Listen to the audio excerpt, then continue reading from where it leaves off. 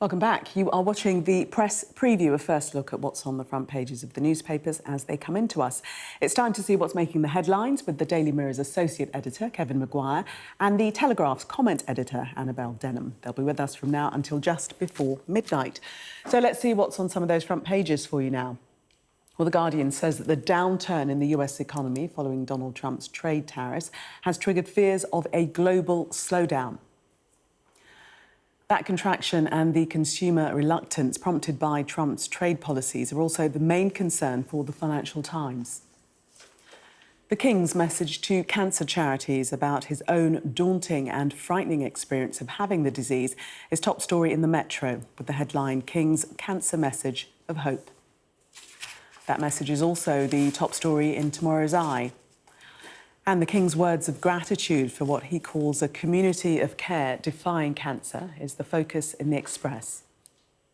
His praise for the campaigning work of cancer victim, the late Dame Deborah James, is the main angle for tomorrow's Mirror. The Telegraph speaks to the Norwegian energy minister who pleads with the UK government not to give up on oil and gas amid the drive towards net zero. While the Mail leads with criticism of Labour's net zero policies by the Unite union. But the Times says that solar panels are to be fitted on all new homes within 2 years under a new government initiative. And finally, the Star pours scorn on Donald Trump's suggestion that he'd rather be Pope than President. Did he actually say that? We're joined tonight by Kevin Maguire and Annabel Denham. We're not going to be discussing that, although we will be discussing Trump at some point. Let us start with net zero and the Times and this story about solar panels, as we said in the rundown there, to be installed in all new homes fitted within 2 years, a standard. Kevin? Yeah. Ministers are about to announce this, according to the Times. If you're wondering, it would add about £3,300 at the cost of a semi or terrace, £4,000 to a detached property. According to the briefing in the Times here, you'd get your money back in about 4 years, because you'd save £1,000 a year. And unknown to me, maybe Annabel knew, 2 in 5 new builds already have solar panels fitted as standard. I've long thought it would be sensible. We've all got a roof, and no, I don't have solar panels on mine. But if you just fitted them, you would just generate your own electricity and save money in the long run. It just kind of seems common sense. And if those figures are right, I can't see a big objection in terms of really inflating the price of a new house if you're going to get your cash back so quickly. And it would be good for the environment, but it would be good for you financially. And I think the government has to sell the changes as beneficial financially.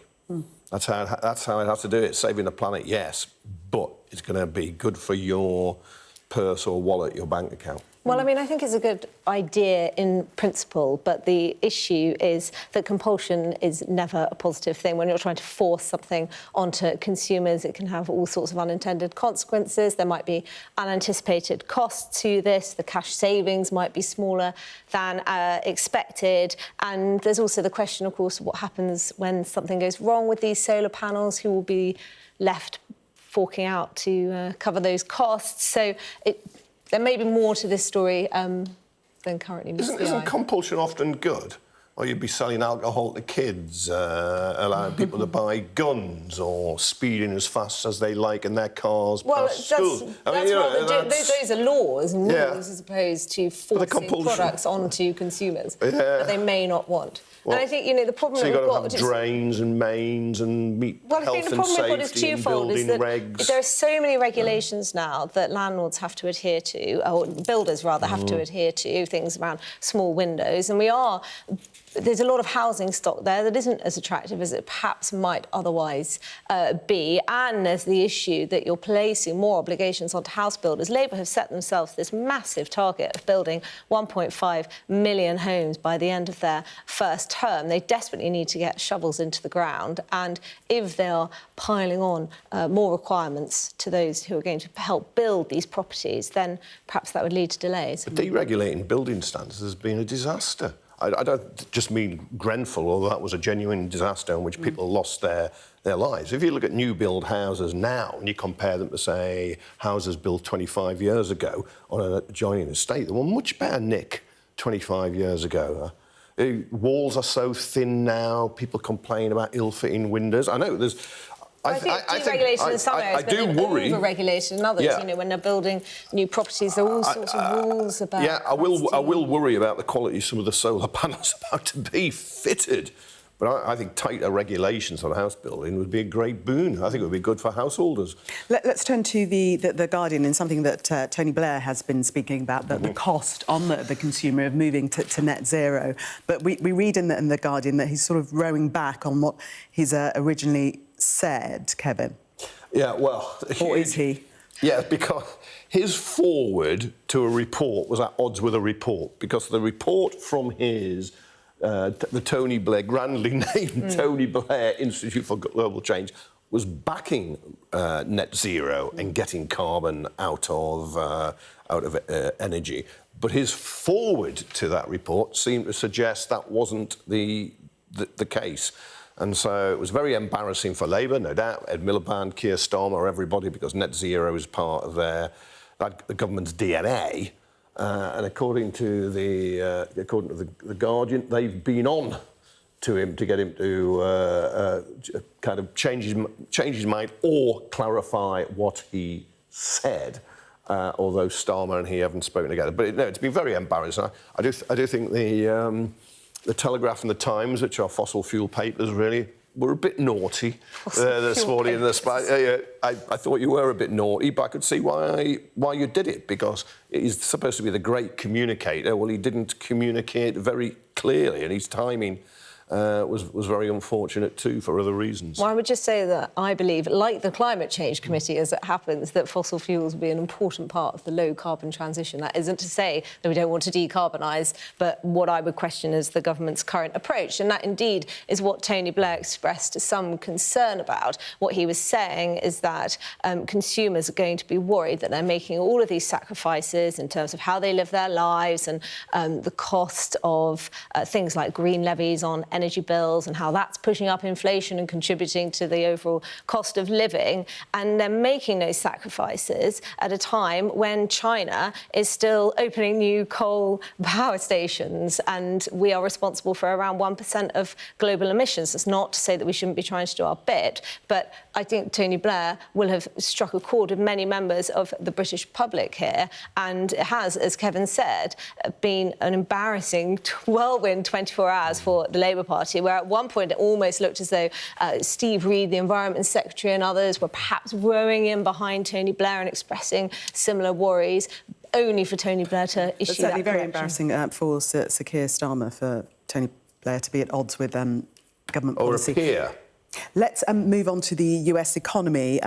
Front page of the Guardian, US downturn amid Trump tariffs triggers fears of global slowdown. The economy shrinking by 0.3% in the first 3 months. Kevin, not really the way to mark 100 days of the Trump administration, although he's playing it down. Well, he's blaming Joe Biden rather than himself, which, coming up with tariffs all the time, just raising figures which just seem to be totally arbitrary.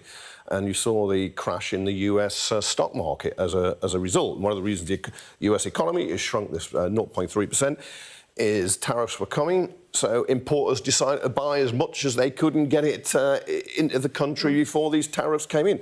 The Guardian says it contrasts with 2.4% growth in the last quarter of 2024, which is Biden. That sounds rather high to me. I know you follow these figures more closely than I do, but you can see there's been this lurch, and it's typical Trump to blame somebody else when it's actually him. He is to blame. You can blame Biden for many things, but not the economic mayhem. Well, his actual quote is, "This is Biden's stock market, not Trump's." It's just That's what he wrote on social it's media. A lie, isn't it?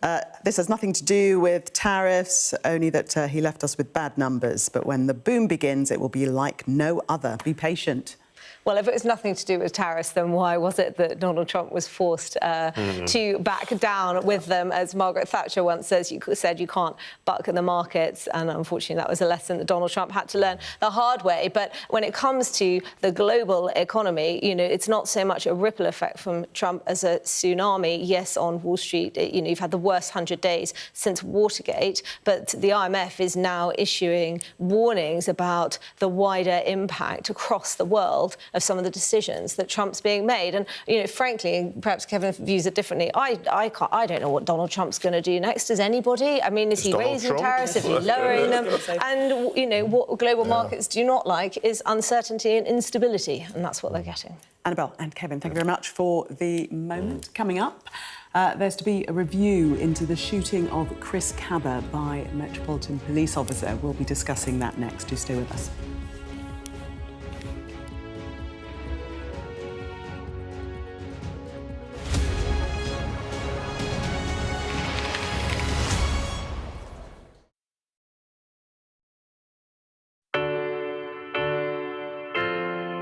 I'm Mark Stone and I'm Sky's correspondent based here in Washington, D.C. We'd been warned that we would meet people in the lowest moment of their lives. Their story is one of fundamental American failure. Well, a slow drive for the president as he approaches his golf club, but I have to say there are more media here than there are supporters. We love Trump! I've witnessed the remarkable passion for politics here, but the anger too. This is just the audience that Joe Biden wanted. Is this the moment to reform gun laws? It's easy to go to politics. But it's important, it's at the heart of the issue. For all the talk of a toned-down, humbled Trump, yes, maybe there was just a little less rhetoric, a little less divisiveness, but in the end it was the same rhythm, the same speech, the same man. All them people that died in Russia and Ukraine, they'd still be alive today if Donald Trump was the president. If it was my wish, have a businessman that's strong like Trump, but maybe just doesn't say as much, We are under Israeli military restrictions in terms of some of the things that we can film, but it's important to be in there. What we've been allowed to see over here is a humanitarian corridor. Free wherever you get your news. A young American medical student is making remarkable things happen. I've seen a lot of difficult things, and honestly, it breaks my heart. These children don't deserve that. I don't think there's a single Arab I know who isn't seriously disturbed by what's going on.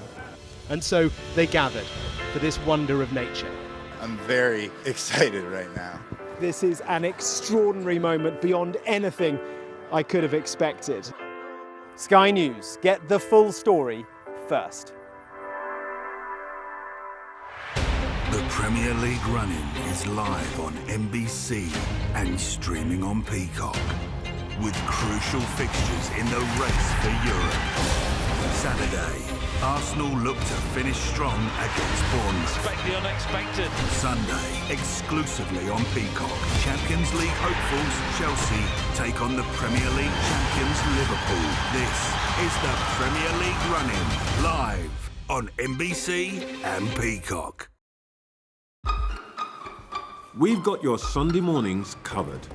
From the front page and the sounds of the streets to the voices of the people who make the major calls and big picture politics beyond Westminster. We'll put you at the heart of our story. I'm ready. Are you? Join me, Trevor Phillips, Sunday mornings on Sky News. A show of military might and menace. Why should the West trust you? Frankly, I don't care whether the West trusts us or not. Sky News, get the full story first. Have a quick word for Sky News. Is the West right? Are you fueling Russia's war machine? American journalist Evan Gershkovich is on trial here, but was first on display. I'm Ivor Bennett, Sky's Moscow correspondent.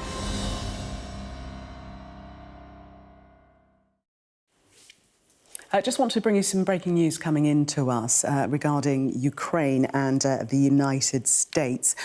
Just hearing that Scott Bessent says that the US-Ukraine Economic Partnership Agreement is allowing the United States to invest alongside Ukraine to unlock Ukraine's growth assets.